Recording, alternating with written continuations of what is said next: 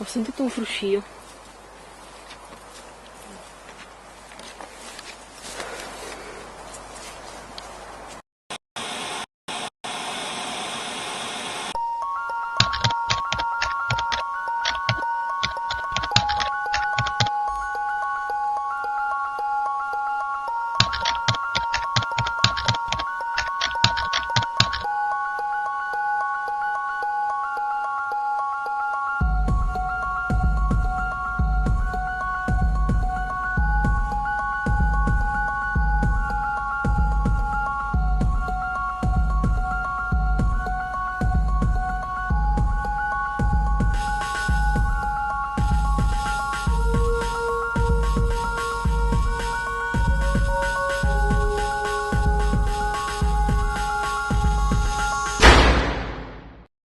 Oggi siamo a Due Carrare, in provincia di Padova, e questo è il castello di San Pelagio, detta anche Villa Zaborra. Il nome deviene dai conti Zaborra, che ne sono proprietari dal 1700. Il castello risale come sistemazione definitiva al 1775. Dal 1980 il castello è stato adibito a museo dell'aria e dello spazio, in memoria di Gabriele D'Annunzio, che proprio da qui, nel 1918, partì con la sua squadriglia aerea La Serenissima in volo verso Vienna, dove gettò dei volantini propagandistici che invitavano alla resa. Il castello presenta un corpo centrale con una torre merlata integra risalente al 1300. Ha un giardino principale, un giardino segreto, carpini centenari, brolo, peschiera e ghiacciaia, e anche un grande labirinto chiamato il labirinto del Minotauro, che è stato creato nel 2000. Esiste anche un secondo labirinto che richiama il mito di Icaro, che richiuso nel labirinto da Cnosso tenta la fuga con ali di piuma e cera. Ha una famosa collezione di rose antiche inglesi e una vasca termale risalente all'epoca tardo-romana.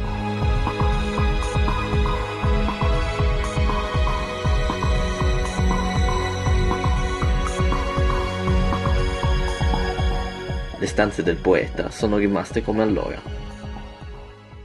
Alcuni turisti affermano di aver visto una presenza a girarsi in questo complesso, più precisamente all'interno del labirinto del Minotauro. La presenza che alcuni turisti giurano di aver visto tratta di una nuvola creata da numerosi moschini, una nuvola molto luminosa che segue chi si avventura all'interno del labirinto. Si dice comunque che questa presenza non sia affatto aggressiva, anzi sia una presenza spaventata e spaesata. L'entità che si aggira per questo labirinto sarebbe un avo dell'attuale famiglia che detiene la proprietà sul complesso. Pare che al posto di questo labirinto in antichità ci fosse una piccola cappella con annesso cimitero dove venivano sepolti gli avi della famiglia Zaborra. Dopo, in seguito alle varie ristrutturazioni, i corpi e le tombe vennero portati in sede più consona e quindi si direbbe che questo fantasma adesso si aggiri all'interno di questo moderno labirinto in cerca della sua tomba.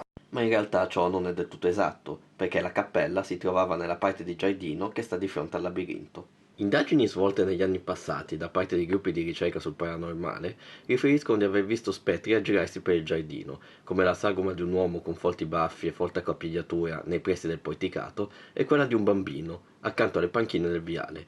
Inoltre sarebbero state registrate voci femminili, ad esempio nella sala delle mongolfiere. Ma il castello di San Pelagio è legato anche a un'altra leggenda, una leggenda metropolitana.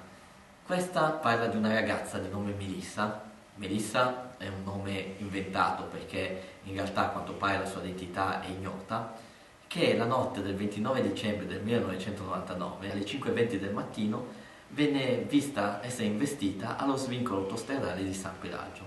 La particolarità di questa storia è che nello stesso momento altre persone riferiscono di aver visto la stessa scena anche a centinaia di chilometri di distanza. In uno scritto popolare il nome di Melissa risulta legato nei versi insieme a quello di San Pelagio. La storia di Melissa sale alla ribalta grazie a un sito internet a lei dedicato, Melissa 1999, e su questo sito l'autore afferma di essere certo che esistono documenti ufficiali in mano alle autorità competenti che descrivono proprio l'incidente avvenuto alla ragazza, e non solo, anche le testimonianze di tutti i guidatori che si trovavano così grande distanza l'uno dall'altro. Ma un articolo sul Carmilla Online, realizzato da Danilo Arona, racconta come, non convinto della versione di questa stranissima storia, abbia cercato informazioni più concrete, indagando e facendo domande sia a autorità locali che anche ai giornalisti locali che, a quanto dire, avrebbero realizzato articoli su questa misteriosa faccenda. E tutto ciò a cui è arrivato Danila è stato il nulla. Questo perché le persone intervistate dicono di non ricordarsi nulla, nonostante fossero passati solo pochi anni. Ma la storia di Melissa non finisce qui. Anzi, è tornata a far parlare di sé nel corso degli anni, in zone diverse, ad esempio Brescia, dove sarebbe apparsa ancora ad altri automobilisti, alcuni dei quali affermano di essersi fermati per prestare soccorso a una ragazza vestita allo stesso modo, ragazza che poi sarebbe scappata nei campi facendo sparire ogni traccia di sé. Questa storia ha tutta l'aria di essere una pura leggenda metropolitana. Certo è che il castello di San Pelagio ne reclama la sua parte. Adesso facciamo un giro all'interno del labirinto.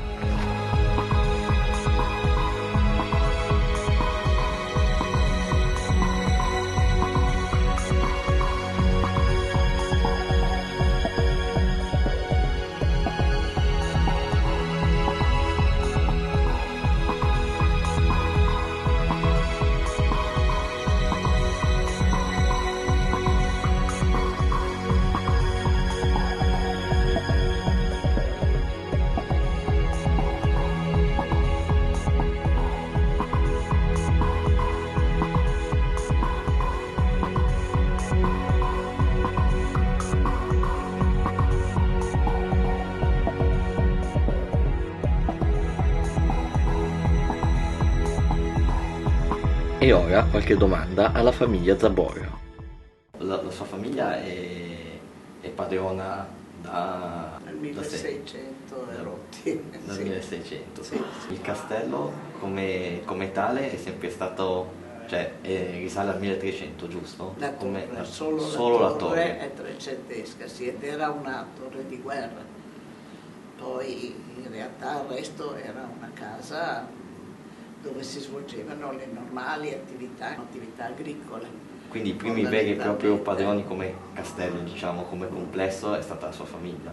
No, ce ne sono state prima Sì.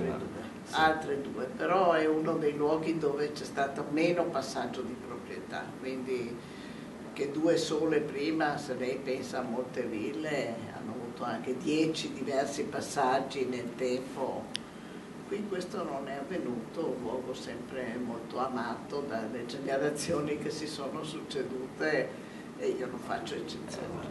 E cosa vuol dire essere proprietari di un posto come questo? Soprattutto abbiamo visto che storicamente, Sì. soprattutto forse spicca di più la storia di D'Annunzio. Sì.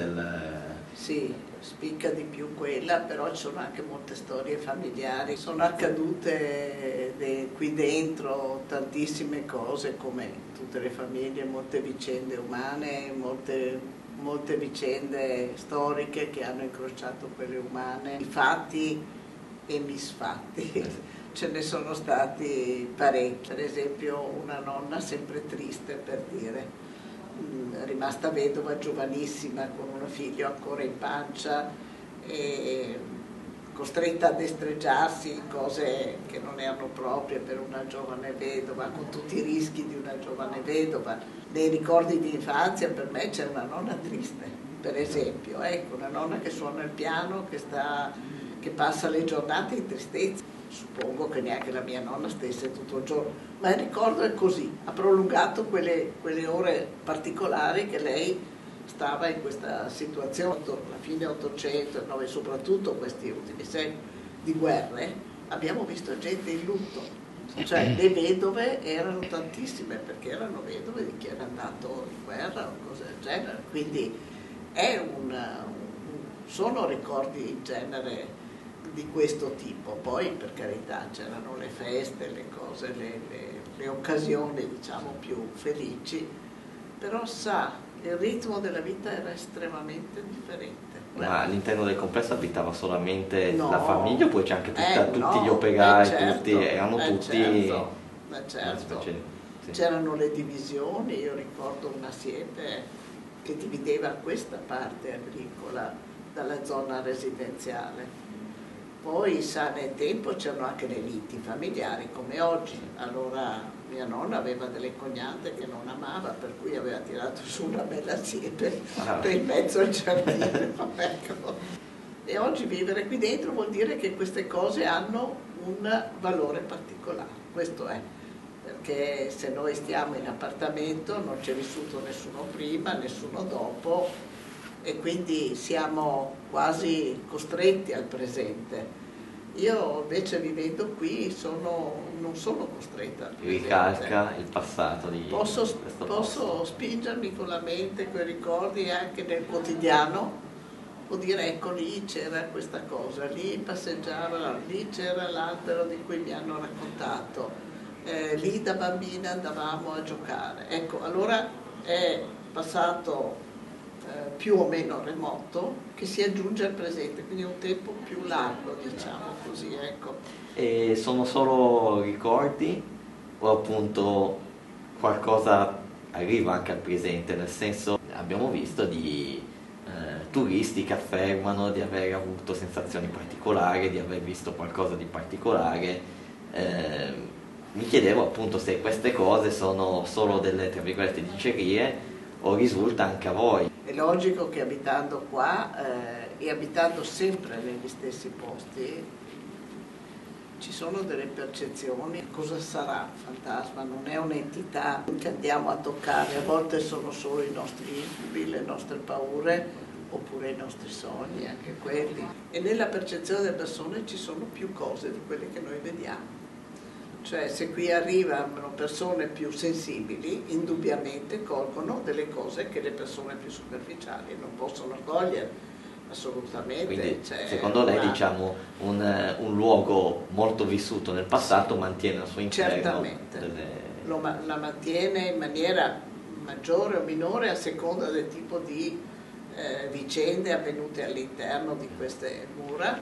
Da qui a dire che ci sono reali presenze io non credo sinceramente, io penso che siano le proiezioni nostre, delle nostre paure, dei nostri sogni, delle nostre emozioni, chiamiamole, che non sono solo paure, sono proprio anche emozioni, non è facile raccontarle a parole, e questi sono i fantasmi, queste sono le cose che a volte assumono anche un contorno fisico, perché noi per capire abbiamo bisogno di dare una qualche dimensione. La mente può creare tante cose, insomma. Lei, passandoci qua più tempo di chiunque altro probabilmente, ha mai percepito qualcosa di particolare in un punto particolare? Io ho dormito negli anni della mia infanzia in molte di queste stanze, perché ogni tanto ci piaceva anche transitare di qua e di là.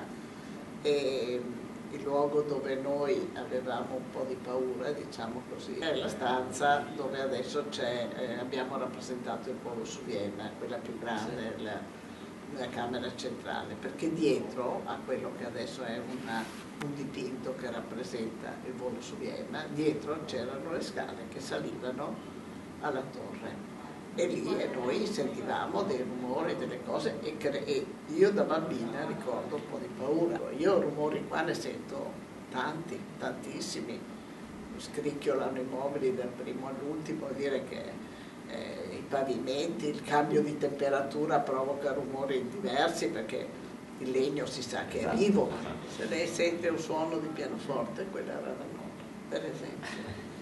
E non le dico mica che io qualche volta penso di sentirlo, ma sono sicura che penso di sentirlo, ecco, non credo che esista, ecco, credo che io penso di sentirlo, che è il mio ricordo che si fa vita, che si fa vivo, e nel farsi vivo mi fa ascoltare una cosa, questo accade, come sento qualche voce di chi conosco, di chi ho conosciuto che stava qui, ma sono sicura che è il mio amore, il mio ricordo amoroso di queste persone che me le fa tornare in una forma diversa.